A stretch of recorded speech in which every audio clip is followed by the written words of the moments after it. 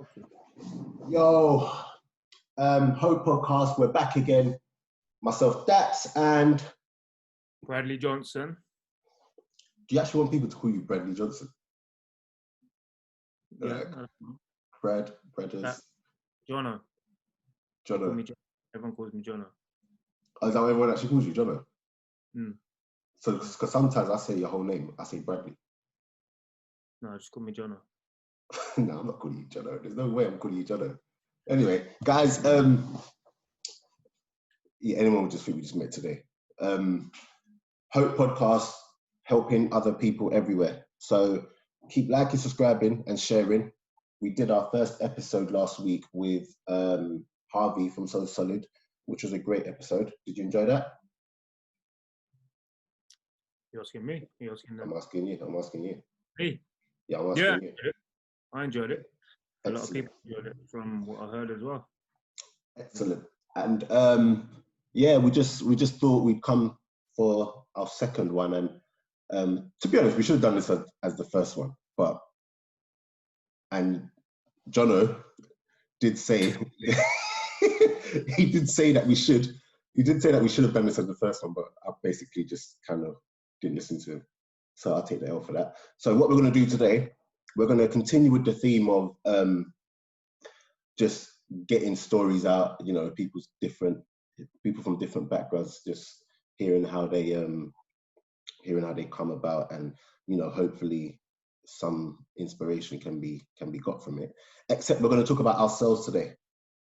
Yeah. So yeah, so obviously Brad is a professional footballer. You are. And I've had history in football. I've got a podcast, but you know, I feel like I've done quite well for myself in life, considering all things. So today we're just gonna just talk.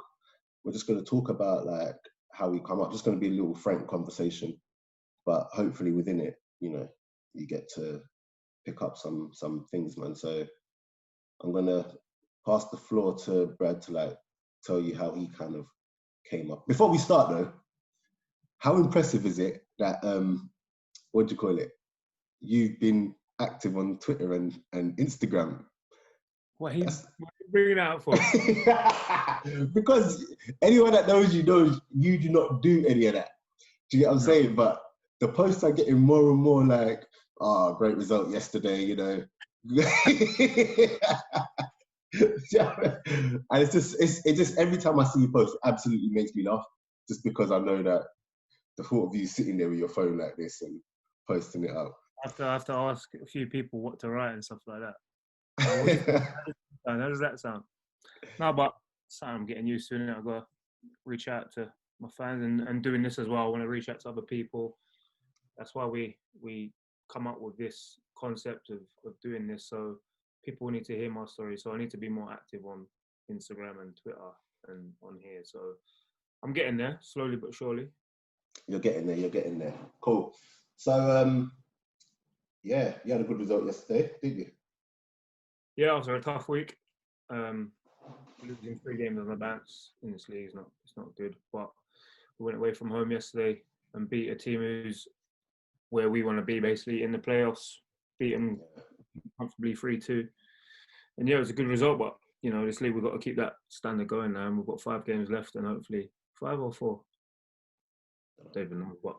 Whatever games we've got left, we've just got to go into every game like that, really, because we let ourselves down last week. Yeah. But where did it kind of like start? Because people might see you on TV and just think your life has always been this way. Do you know what I'm saying? And your life hasn't always been this way. You know, you are a London guy, but how did it kind of start for you in regards to getting that professional contract? Well, it started from obviously a young age. Growing up, I always wanted to be a footballer from a young age. I say young. I didn't get into football till I was about 9, 10. So I'm not going to sit here and say, oh, yeah, when I come out of my mum's belly, I was kicking a football around because, you know, I've got an older brother and he was into motorbikes. So growing up, all I could see him was riding motorbikes, and he was in a motorbike display team called the Imps that were based in London. So I grew up wanting to be like my older brother. And so from 6 till 9, 10. I joined that team. I joined that motorbike display team, and we used to travel all around the world. You know, I went Canada. I went I went Canada. Went Singapore. We used to do the Edinburgh Tattoos. That was a big like motorbike display team. And then obviously as I got older, 7, 8, 9, started picking up football, and then come to an age where 9, 10, where my dad said to me, you had to choose because they were colliding with each other. I was playing football on a Sunday now for a local team, and that's when we had to train with the motorbike team. So at 9, 10, I chose obviously football. So chose that, and then went to a local team in East London called Interwood. Played there for, I think, 2 years, something, and then I got picked up by Arsenal. So and I was at Arsenal for 5 years. It's so crazy that, you know, when we see Arsenal on TV, we see that obviously the celebrity of football and whatever. But when you're in like them youth teams getting picked up, you're still very much, the reality is you're still very much on road. You're still very much in your area and still keeping up with badness, if that's what you're doing, isn't it? So like, how was that for you in regards to having to play football and, you know, navigate your way around, you know, normal life as well? Yeah, it was tough because, as you know, growing up on an estate, everyone knows who you are. Everyone knew I played for Arsenal. Everyone was like, oh, Bradley Johnson's going to be a footballer, and everyone sees like that sort of side of it. So everyone knew who I was. I found the hardest was in school. You know, everyone in school knew that I played for Arsenal. The teachers just held it against me. And I'm not going to sit here and say I was an angel in school. I was a little shit in school. I was about to say that, you know, because imagine that, your school teachers knowing you're probably going to go on to like make more than them. You're probably going to have that celebrity. They're probably going to support you. Do you know what I mean? Like they must absolutely, and if you're not one of those goody two shoes, they must absolutely get onto you. I had that, you know, when people always say, oh, my teacher used to say I'm going to be a bin man or you're not going to make it. So I had my PE teacher at that time was saying stuff like that to me. Oh, you're never going to make it. You're not even that good and stuff like that while I was at school, because at Arsenal, they didn't allow us to play for the school team in case you get injured. So obviously the PE teacher wanted me to play for the school team, and I was like, no. And you know what? Being at Arsenal at that young age, when I was in secondary school, and as I just touched on there, I wasn't the best student academically or punctual. I never wanted to be at school. I just wanted to be playing football. So I got suspended a few times, and when I got suspended, I just went and trained with Arsenal. So it weren't really like punishment for me. So the teacher would always say, oh, you're going to get suspended. We're going to put you on report or stuff like that. And at 14, I was like, I don't care. Suspend me. I'm going to go and train with Arsenal where I want to be. So it was never, it weren't a good thing. But then the thing with school is what I found bad is that when I got in trouble, instead of the teachers phoning my parents and telling my parents I'm in trouble, who do you think they phoned? Arsenal? And I thought that was weird. They phoned Arsenal on top, because obviously in football, when you're at a club, they want you to do well in your education, because when you go, I didn't do a scholar, so when you go and do a scholar, they put you into school and stuff like that. So they always want you to do well. But I found it weird that whenever I was misbehaving or something went wrong, that he would call my coach at Arsenal, he would call Roy Massey instead of my mum and dad. And my mum and dad did like that as well.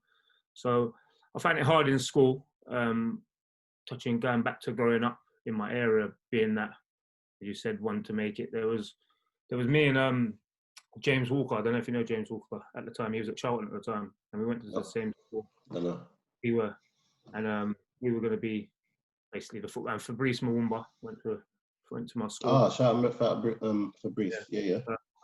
So us three were in my school. I was older than them two. So it was us three in our school, and yeah, everyone knew, oh yeah, they play for Arsenal and Charlton, they're going to be footballers. And you did get that bit of hate from a lot of people, and it stuck by you. So it was hard. And as you said there, your friends, growing up on the estate, friends, you just want to hang around with your friends, but knowing that sometimes you've got to go training, and but at Arsenal, growing up supporting Arsenal when I was there, it was my boyhood club, so I was buzzing to be there. Yeah, And man. then I just found it hard when I got released from there, really.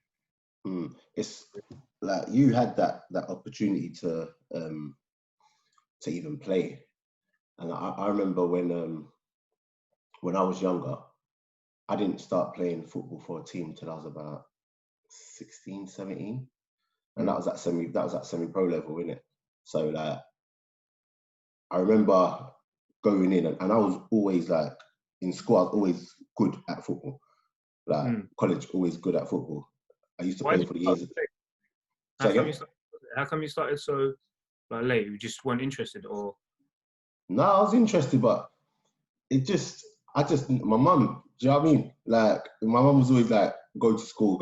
And then once we moved out of like Peckham and we moved to Blackfriars at the time, she still lives in Blackfriars. But anyway, but yeah, once we moved out, it was always a thing of school. So unless someone's showing me how to get picked up, like I didn't have that upbringing where my mum could take me to football and you know drive me to football and whatever. Like my first taste of I played football when I was about 13 for a team called Leighton Square.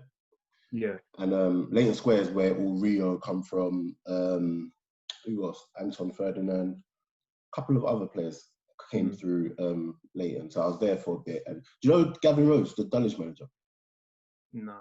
Dulwich Hamlet manager. But yeah, Gavin was the manager then. So anyway, yeah, so it just never was a thing. So when I remember I went to trials, actually. I went to trials when I was about 16, 17, and it just looked like the players were just so far ahead of me. That's how I felt because when I was growing up, when I was 14, 15, I was tiny. I was small. I was the smallest in my year, smallest in my year group at football. And like at Arsenal when I was 15, they were looking at my dad. They were bringing my dad said he's got an older brother. He's going to have a growth spurt. They would bring my brother in to look how big he is. Like, so that's why they released me ultimately because they said I was too small. So when I got released from Arsenal, as you just touched on there, went on trials. I went on trial to Watford and Charlton. Yeah, I went there with Mark Wright. Charlton. I went to Charlton on trial. But by that time, they'd had given out their scholars already.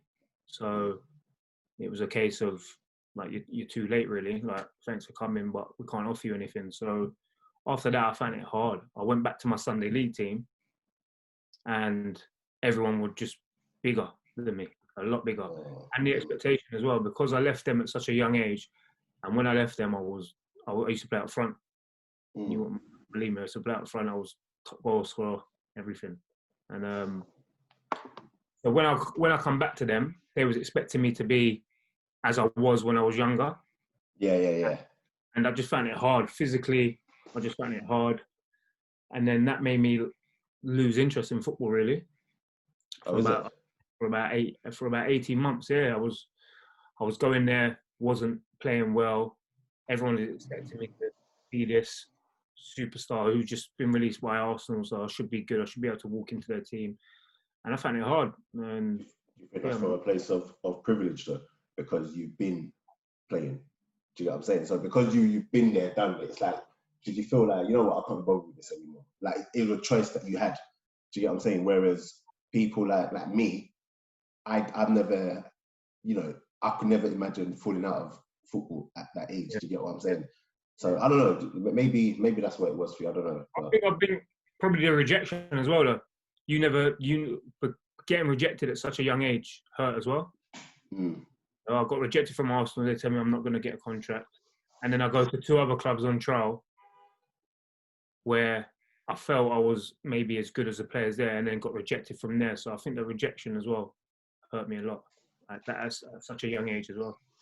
Yeah. So where did it like change for you in regards to like the penny dropping? Well, penny dropped when I was 16, really. So probably about a year and a half after I got released from Arsenal. I was just hanging around on the streets with my friends and got caught up in the wrong stuff, doing the wrong stuff, and got caught up, and I got stabbed in my leg. So and it was one of them as well. The people who stabbed me, it was just literally estates. You know, from I grew up on the estate, and it was another estate from down the road. They had past history and stuff like that, and basically because I was from that estate and I played football, I wasn't playing football seriously at the time, but they knew who I was from school.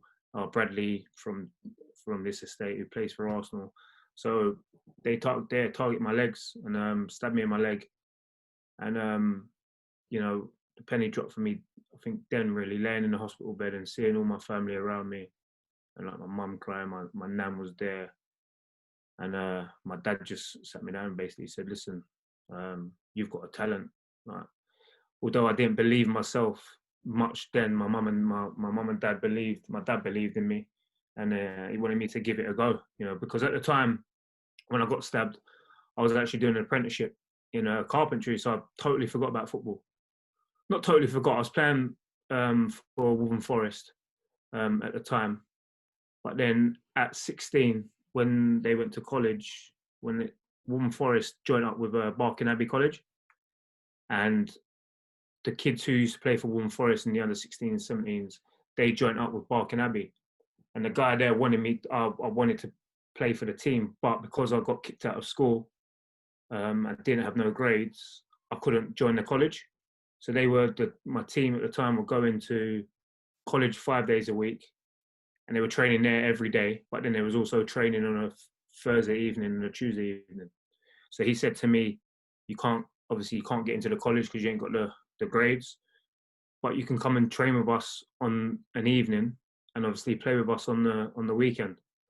So while the boys went to Barking Abbey, I started up a carpentry apprenticeship in Lewisham.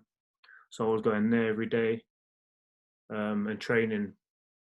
And then, as I said, while I was doing that apprenticeship, I was still hanging with my friends on the estate. And sometimes when on a Thursday evening my friends would be like, "Oh, we're going here Thursday." I'd be like, "Yeah, I'm coming." I wouldn't go training because I lost interest in football really, and started setting my mind on like doing an apprenticeship in carpentry and getting myself a trade and stuff like that. So how did it make you feel though once you when you actually got stabbed? Not the actual pain, obviously, but was there ever a thing in your head of like fear amongst the people you're with now? Do you get what I'm saying? Because it's a scary thing, and I'll get into my story in a bit. But you know, you get stabbed. That's not something you just kind of push to the back of your mind. Like that stays with you. Do you get what I'm saying? So like, how long did it take before that was like not out of your mind, but before you could actually move on?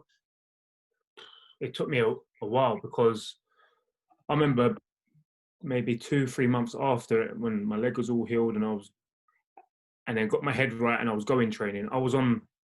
I had to get a bus to training, and every person that looked at me, I thought, shit, that's someone from the other estate. I was just paranoid. Everyone who looked at me the wrong way, I was just paranoid. And in the end, I said to my dad, "Listen, like, I can't get on the bus. I can't get on public transport. I don't want to be by myself on the streets." You know, I felt fine being back around my estate, but then I wouldn't, as you said, I wouldn't go and hang around with my friends as much as I would. You know, I'd see them in passing when I was going football and stuff like that, but I wouldn't. You know, I'd rather sit in my house by myself and play my PlayStation than go out and just do what we were doing, because I was scared. You know, it could have been anywhere in my legs. You know, you just hear about all the knife crime now that's fallen over the past years, and you know, people get stabbed in their legs and lose their life. You know, I got stabbed in my leg after operation. So, and that's what I'm saying. Like you're one of the lucky ones, and a lot of people who might listen to this or might come across it, like don't know all too well about the knife crime that's going on. Am I still on mute? Can you hear me? I can hear you. Yeah. Oh, okay, yeah, cool. Yeah, they'll hear about all the knife crime and everything. So to have someone who has made it, ain't that good of a football player, but they've made it.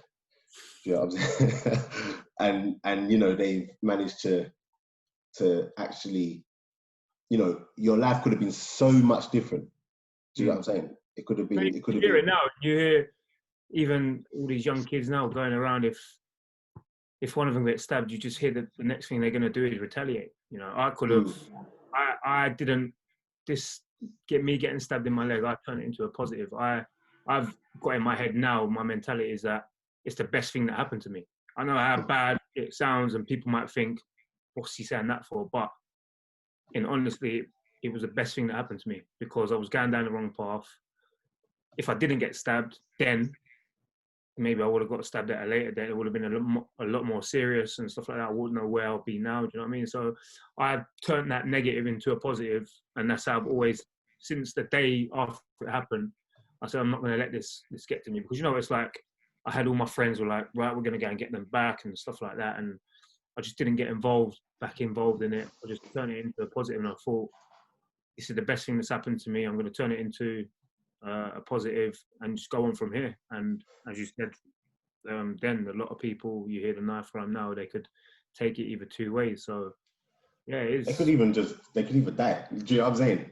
Like, I know I'm lucky sitting here now because, what you said, you see in the news that people get stabbed, but I always had in my mind that I want to turn this negative into a positive and get my mind right from that day forward. Yeah, and that's important. And it's mad how it takes something like that. Like parents would probably be, pulling their hair out because they tell us all the time to just behave, but we don't listen like that. We have to always like Learn. There's a saying that says that those that don't hear must feel. Feel. Do you get what I'm saying? Yeah. So even like with my story very quickly, I don't ever talk about this because I don't feel like it's relevant in regards to what I do now. Do you know what I mean? But I got stabbed twice at the same time. Do you know what I'm saying? And if I was to take my top off now, you'll still see the marks like round the back there. Yeah. And one was millimeters away from my lung. Do you get what I'm saying? So, and how that happened, long story, but it was one of those ones where it had nothing to do with me. Yeah. Had nothing to do with me, but a load of guys were there and they were looking for someone. I happened to be a friend of that person. Yeah. And then, one thing led to another. And I was always that person that was all jokey. And when you're younger, no matter where you go, because you play football, then you're just allowed to go anywhere. So even though I did, live in Peckham and I did have all my Peckham friends or whatever, I could go to Brixton, I could go to Deptford, I can go to Hackney, because I'm just there to play football. Do you get what I'm saying? And yes, I never ever had that thing, but I had a bad temper when I was younger. Yeah. And the temper, it was one of those ones where it would only manifest if I got like disrespected or like, I would never see anyone in the street and just start trouble, never ever. Yeah. Do you know what I mean? But growing up, where I was, like, you used to get things like, if I'm walking with someone will come and try and trouble the person I'm with. Never trouble me, but then trouble the person. Exactly. Then I've got to come and do whatever. But anyway, it happened that day actually. There was a bunch of guys, I think about 20 of them, and then I was walking with a guy and a girl. One of them came and hit the girl. So then they've hit the girl, and then I straight away just thought, you know what, I'm not condoning this, but I had to just fight. So I started fighting. But then when it all finished, I managed to like get away and everything. Because I always said, don't fall on the floor, because then it would just be crazy, innit? Anyway, managed to get away. Later on down the line, my older brother said, go hospital. I was like, no. He was like, go hospital. I went hospital, and they'd hit me in the head with like a hammer or something. Yeah. And then I've gone to when I'm at the hospital, they've patching me up and everything. And then as I've got up, I've gone and then and you realize. Yeah, I didn't even realize. Yeah, that's the same with me. I didn't even realize until about 20 minutes after the attack when I got into my friend's house. That's what I'm saying. And then I remember I was wearing all black, them Nike tracksuit, them like cotton ones. Yeah. I was wearing the all Nike tracksuit black, so you couldn't see the blood until I took off my top and my hoodie, and then just saw all the blood and everything. And I remember getting home, and my older brother, when he was younger, another thing that nobody knows is that he got stabbed protecting someone as well. So, and he got stabbed at the age of like 14 or something, and he almost died. So we don't joke about them things in my house. Do you know what I'm saying? So when I came home, I remember the look in my mum's face. She knew straight away something was wrong. And then I said to her, Mum, I've been stabbed. and she was just like, "You're mad. Like, don't come and say stupidness." And then I had to show her the where they patched me up. Yeah. And then yeah, she was just like she paused, and this is when it's so crazy. So if your mum or your dad sees that, what's the first thing they say to you? Well, if they see you, If they see you've been stabbed, like, what's the first thing they say to you? how? How? What happened? How are you? Blah blah blah. The very first thing my mum said to me was, "Dapo, please don't do anything to them." Yeah. It's great because she knew that that's a big disrespect. Do you get what I'm saying? But anyway, that's neither here nor there. I remember I was cool. Literally, I moved on with it, but it affected me. Do you get what I'm saying? Like, now I'm just like, I've lived my life well, like, correctly. And this still happened. Do you get what I'm saying? And then also at that age, coming from a single parent family, single parent household, I also, which I didn't realize until later on down the line, I had like issues with my dad. Do you know what I mean? I had issues with my dad, and that affected me. So when I was angry, I was never really angry at what the situation was. I was just angry at life. Do you get what I'm saying? So all of those things happen. A lot of kids, don't it, growing up? Yeah. So that's what I'm saying. A lot of kids are growing up like in trauma.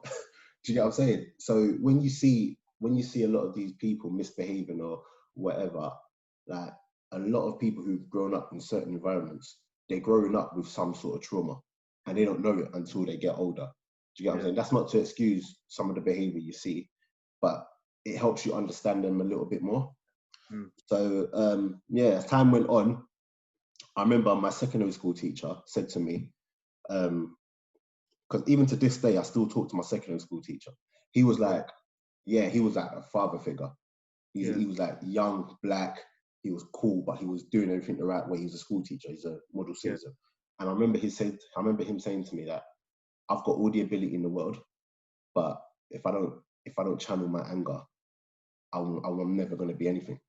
And I kid you not, like that was just like such a game changer, because from there, I just started playing like football differently. Do you get what I'm saying? I then went and some of the things I used to get involved with, I just didn't have to do it anymore. Do you get what I'm saying? And it makes you look at life differently. I went and played for St Albans, and then Watford picked me up from St Albans. Do you get what I'm saying? And that's how I got my break in football. That was at the age of 21. Imagine that. At the age of 21, I signed my first pro. So yeah, man. It just, the reason why I was saying all this is just to show that yes, these things have happened, but unless I spoke about it today, I've got this successful podcast, and it is successful. I've played football. I'm still playing at a semi-pro level. I've had a good run at it. Do you know what I mean? I've played abroad and everything, but I didn't allow what's happened to affect that. Same as you. That's ultimately why we've done this whole podcast, really, because I'm here sitting here, coming from where I come from and made it in professional football. You've had your trauma in your younger days, and you've made something out of yourself. So that's what we want to do in this podcast. That's why we're talking to different stars and different guests of what they've had to go through to make something out of themselves. We're not sitting here saying that you're going to be a footballer or something. We're just sitting here saying, if you've got a positive mindset and put your mind to something, that you can actually do whatever you want to do, really. And my thing I'd say to kids nowadays is just be confident in yourself, because I never had that confidence when I was 14, 15. Confidence to say no to people. So if my friends called me up and said, we're going here or we're going there, I'll be like, yeah, okay, because I didn't want to miss out.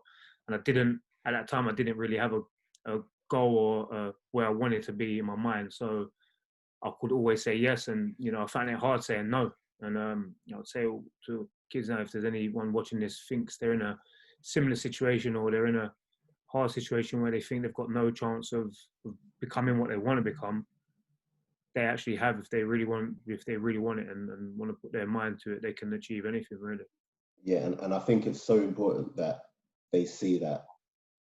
Obviously, when you're young, the options are either musician or footballer. Do you get what I'm saying? Well, that you feel like you have.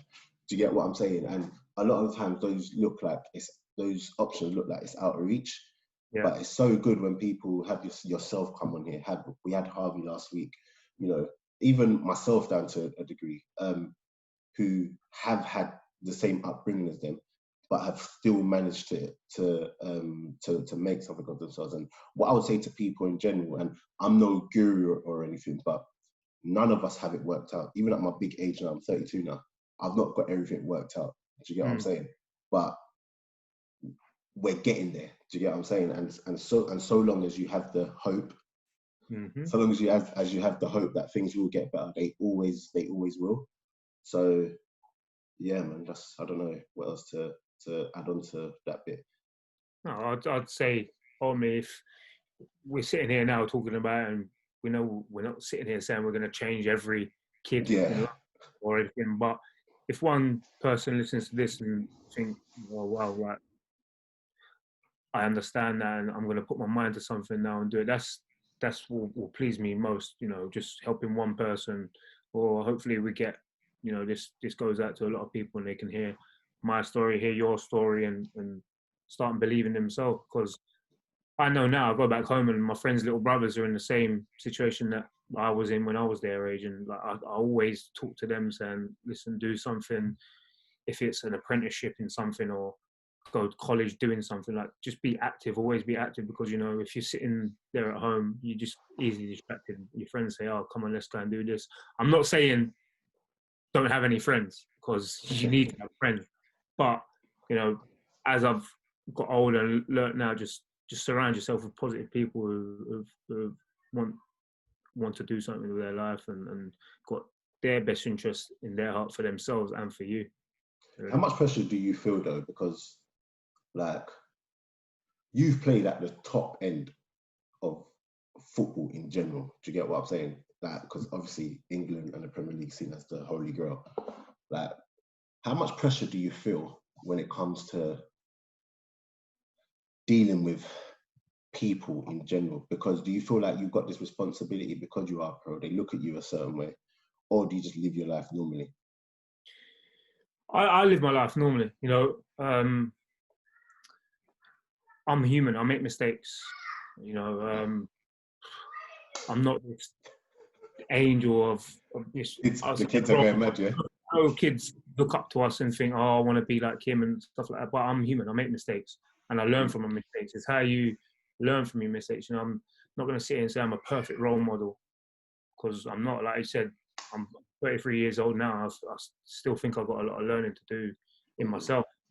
So, yeah, it is hard. It's especially hard when, you know, the media make you out to be like a role model. But they've got to remember where I've come from.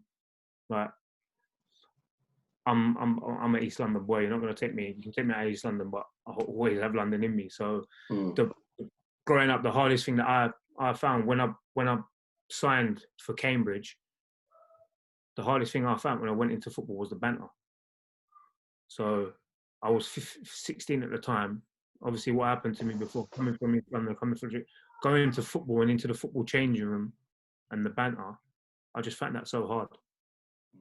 So hard. And you know, as I said, I've learned from then. I'm still learning now, but yeah, you know, people look up to us and kids look up to us and think, oh, look at him doing this. But I'm a normal person, you know, I'm approachable. I try and help out as much as I can in any situation. If someone wants to ask me for advice, I'd never ever turn my nose up at anyone. So I'm just a normal person, really. Yeah, no, I definitely hear that. That banter one is a funny one. It's a funny one because I come from where we come from, London, and if someone said cuss you and says your mum, what are you doing? You're fighting. Yeah, you have to fight. Yeah, I went into this Cambridge changing room, and the boy would just say something to me and say, yeah, your mum's a fat or whatever, and I'm like, whoa. I'm 16. I'm thinking, and I looked at the kid. I'm thinking, are you going to allow that? Are you going to let him speak about your mum? But then, so I had to level that out straight away. I said to the boy, I said, listen, right, I don't know what you lot get up to there, because I lived in the house. We had to live in the house together. So I literally just got put in the house with 22 players. and the banter. It's good now. It's funny looking back at it now, but at the time, where I had that mentality, young mentality, coming from London, growing up, where, like you said, if someone's cussed your mum or your dad or something, like, you're fighting, and they were throwing that mum word around in the house like it was nothing. So I had to address that straight away, and then like jobs and stuff like that. You know, when you had to clean changing rooms and clean, the coach come up to me and said, "Oh yeah, we've got you a new job. Your job is cleaning out the toilets." And I went, "Excuse me?" He went, "Your job's cleaning out the toilets." I was like, "No job. Are you crazy? Clean out a toilet?" I said, "What am I here to do? Am I a cleaner?" But looking back at it now, Yeah. and what they do. But where I was in that mindset of being 16, like, I was like, "Are you crazy?" I was like, I'm here to play football. I ain't here to clean toilets."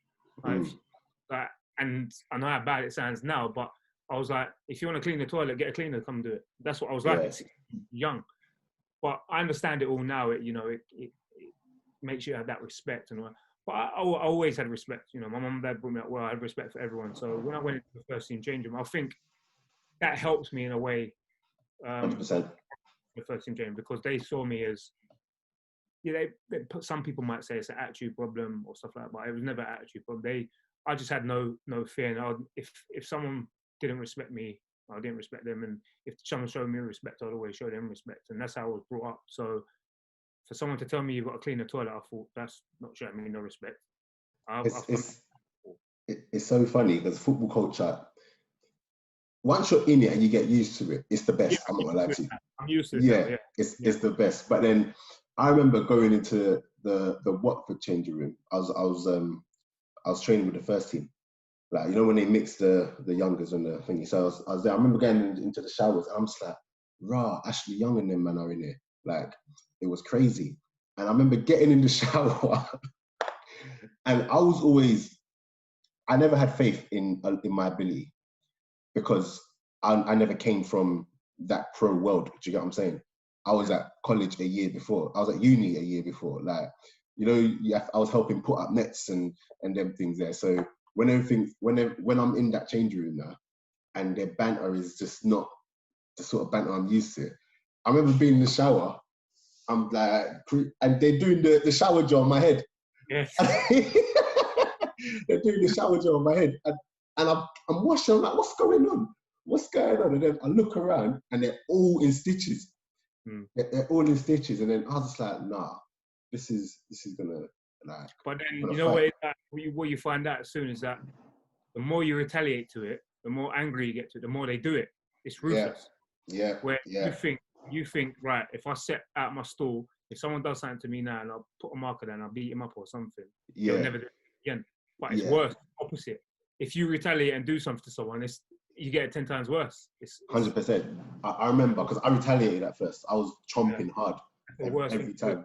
And I'm like that now. If I see someone's getting to someone, I'll do it even more. I'm a wind-up. So then I remember the day where everything changed, because they used to like get me, because it's one thing senior players getting you, but then when like the reserve players and everyone think they can do it as well, I'm just like, hold on, no, I'm not a punk. So I remember one time, can you remember a player called Anthony McNamee? McNamee, yeah, I played with McNamee at Norwich. Okay, yeah, so you did. So McNamee one time came traded, like he wasn't at Watford, but he was training at Watford for whatever reason. And I remember like everyone was in the showers and whatever.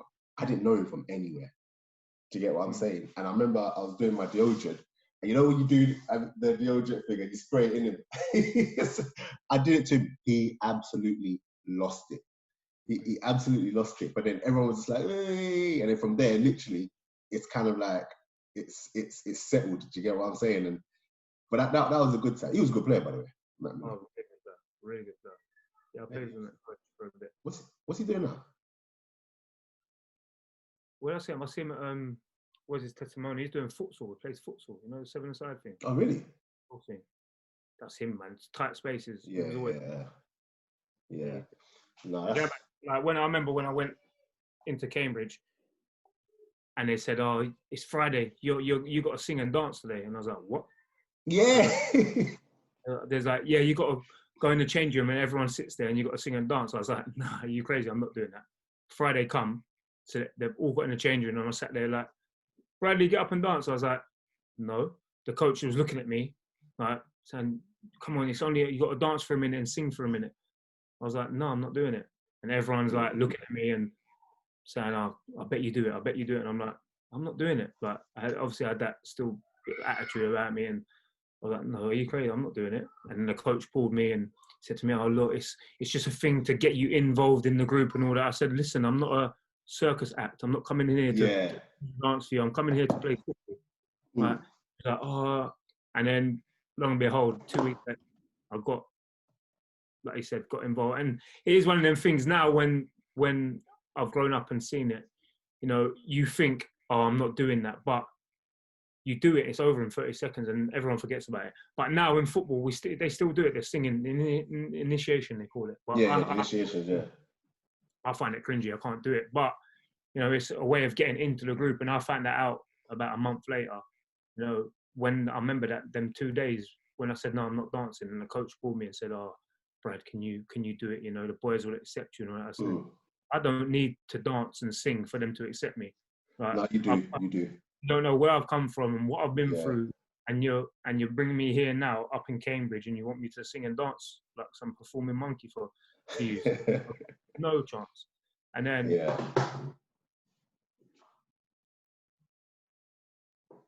but they're making a fool out of you. It's just to bring you in within that bond of and have that team morale. And I ended up singing when I went into I didn't do it for the youth team, but when I went into the first team, there was no way I was refusing. I couldn't do that. Yeah. So I sing in front of the first team. Like before we like wrap up and stuff like that, when it comes to like mental health in football, do you feel like if you're going through anything, there's anyone that really understands you outside of football? Nowadays, yeah. You know, as you know now, mental health is a big thing now in football. When I was growing up, obviously, back in the day when I first started, it was never a thing, mental health. You know, you were seen as weak if you wrong with you, you know. But you know, I've got friends who have come out and said they struggled with it, and you know, honestly, I could be sat here now talking to you, and I could be struggling, but I hide it so much that you wouldn't even know. I played with 3 or 4 people who've come out and said they struggled bad with it, and I was surprised because they didn't show it to me. But again, you know, you don't know what goes on behind closed doors. Like these people who struggle with mental health, they hide it well. But I think there's a lot more help out there now than there was back in the day because you know, so much people talk about it now. You know, and whereas football is a ruthless business because you know we're commodities at the end of the day, and if you get injured or something like that, and your contract is only got a year left on it, you know, the club ain't gonna offer you a new deal and stuff. You see it go on everywhere. If you're out of favour by a manager comes in and he don't play you, they can make you train with the youth team or the reserves, and you know, it is hard. So there's a lot of help that players can get now because people have come out and spoke about it. And it's so mad how ruthless like when you're talking about it can be ruthless. I remember when I broke my leg, everyone, if you don't know, but I broke my leg and I did tib fib. So you probably know how bad that injury is, isn't it? So my tib and fib snapped completely. And I remember in that time, because I remember I was playing in Nigeria for a bit and represented Nigeria, everything like, and so when I came back, I was playing for Dartford. I was playing for Dartford for a bit, innit? Just to like tie over, and then when the new season comes, I'll whatever. Last game of the season, like last minute of the game, my leg breaks. Do you get what I'm saying? And like in that time, the first month I would say you get the most amount of like love. Are you okay? Are you okay? Blah blah. But then everyone just, it's not even that everyone forgets, but everyone just has they just go with their own life, don't they? Exactly. And then I remember that summer, it was like, 3-4 years ago now? And I remember it was like a hot summer and I didn't see any sun. I was in the house and you don't realize it, but you get into this little rut. Do you get what I'm saying? And I'm a mentally strong person, but even I can say, that I didn't get depressed or anything. I know that for a fact, but there was a moment where I was close. Do you know what I mean? Like, you saw my hair during lockdown. It was like my beard, but my hair was out there. I wasn't looking after myself. My weight dropped all the way. You know what I mean? And then I'm seeing people go for pre-season, and I'm nowhere near there. So I can imagine when people do think to themselves like, nah, this is, especially if it's all you know. Well, it can be a whole load of things. Like you just said there, injury. It could be injury. It could be not playing. It could be you're living away from your family. It could be money problems. You know, there's a lot of gamblers in football, stuff like that. So you don't know really what's going on. That gambling thing is a real thing, you know. Yeah, it is real, and it's a real thing. I've seen some people gamble a lot of money away. It's crazy, man. It's so crazy, and they'll never admit that they have a problem. I don't think the gambling thing. You know, the gamblers. What you see with the gamblers is, you know, who gambles in your team and in changing rooms and stuff like that. Like, I don't gamble at all. I'd say I don't gamble at all. Like, I'll go to a horse race, I'll put on a bet or something, but I wouldn't ever go to the casino by myself or something. You got money now, that's why you're betting on horses. Flip it over. You know, the gamblers, they only tell you when they win. When they win. Never when they lose.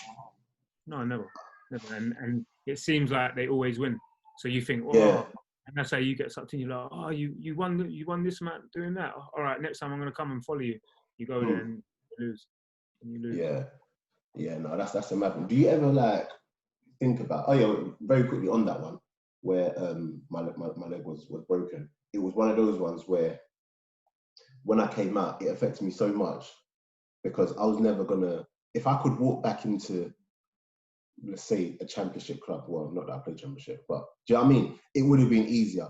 But to get the club that I want here, I'd have to do so much faster. I just thought, you know what, I'm done with it, innit? So I started playing back, like, I just stayed at semi-pro level ever since then, started up my other things. And I don't think, had I not come from a place where I've had to be strong in life anyway, and had I not started playing football like pro at 21, I think I would have struggled a lot more then. But because I was always like, I'm from ends, like there's always something for me to do. Do you get what I'm saying? You just have to whatever. And because of my upbringing, it was easier to do. But what I was going to ask you is that you're 33 now. You're going to go on as long as possible, obviously. Does it worry you quitting football? Yes. It's all I know. So I can't see, you know, people say 35, 36. I want to go on for as long as possible. If that's only another year, I don't know. Do you know what I mean? I still think I've got a few more years in me. So, but then what do you do after football? I'm not going to get off this job. Football's all I know. So I've done my coaching badges, and you know, I feel I've been in the game long enough now, and I've seen some coaches in the game. And I think if I can do a better job than some of them. I feel that, and I've dipped my toe in the coaching bit now. Where when I was at Derby, I used to coach the under-12s and under-15s, and sort of enjoyed it.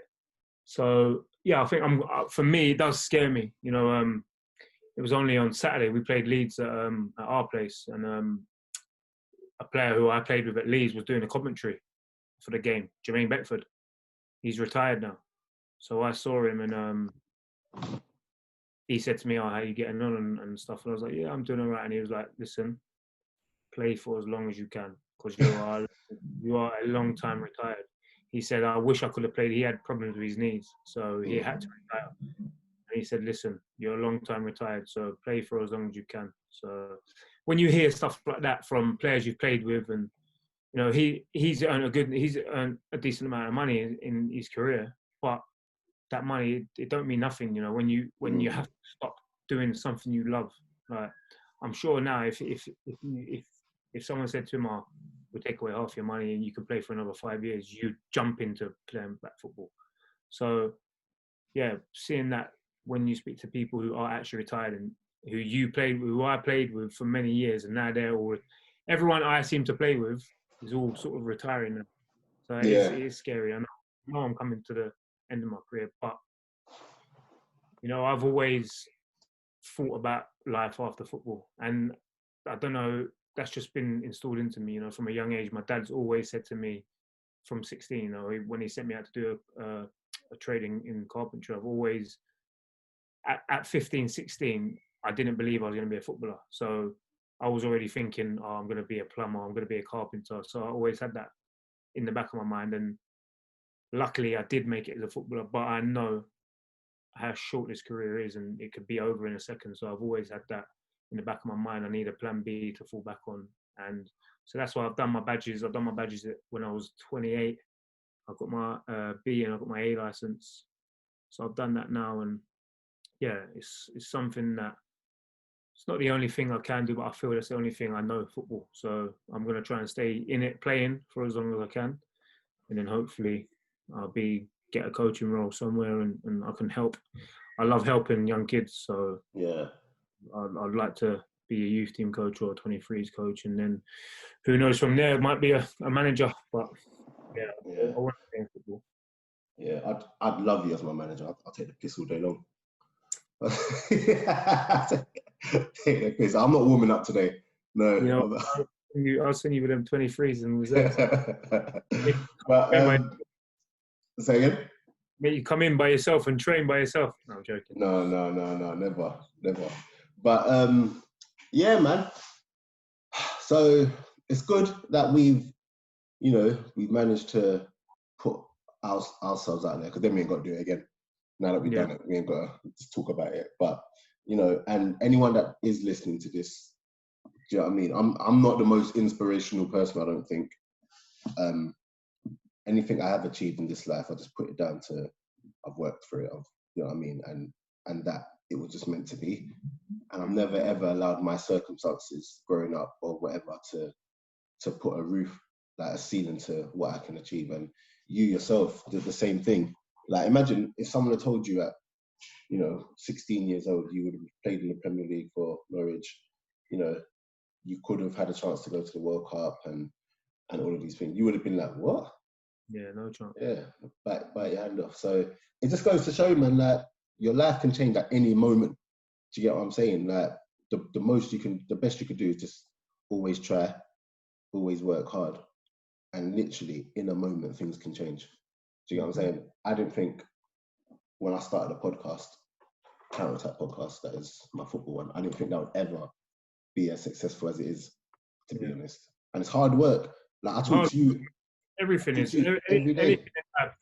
They say anything worth having is worth working hard for. So just got to be persistent and have a goal and work hard. And if you set your mind at something and you're working hard for it and you don't quite get there, something else always comes along as well. So exactly. So I think the moral is to just keep working hard, man. And I'm going to work hard with my football this year. Do you think I can get a call up for Blackburn? No. Sorry, you broke up then? No, I didn't break up. Mate. I said, do you think I could get... Your internet, mate. Yeah, of course. You suddenly can't hear me. You get me? I told you one day I'm going to walk in. You're going to walk in the change room and see me there. I'm telling you. What? Come to interview someone? No, not coming to interview someone. Coming to train, mate. Get me? If I had played last night... In a competition? No. If I had played last night, you definitely would have lost 4-2. 4-3. We would have lost. Yeah. So maybe it's not a good idea because you lot won 3-2. Yeah. Don't worry, it probably would have been your fault not tracking back. I've seen how you track back lately, so. I have to, man. So I've seen how you track back. Well, yeah, all right, cool. But yeah, guys, keep liking, subscribing, sharing. Next one, we will have a guest. So it's very rarely going to be just us two, to be honest with you. But we will have a guest. I think I know who it's going to be, but if something changes, just in case something changes, I don't want to say. But yeah, hope you've enjoyed it. Keep liking, subscribing, sharing across all platforms. And remember to follow the Instagram page and the Twitter. The Instagram page has little clips and little quotes here and there. You've been liking the quotes, isn't it? Yeah, they've been good. They've been Yeah, good. good quotes, mate. I wish I made them up myself, but Brad always does, isn't it? but yeah, that's it. Brad, anything else you need to say? Nah, nah. Just as you just said there, I don't know what to say. Keep on liking, subscribing. Keep on liking, subscribing. And what's the other one? Keep liking, subscribing, sharing. Sharing and caring. I mean, Right. yeah, cool. Later, Jono. Hope. See you later. In a Peace. bit.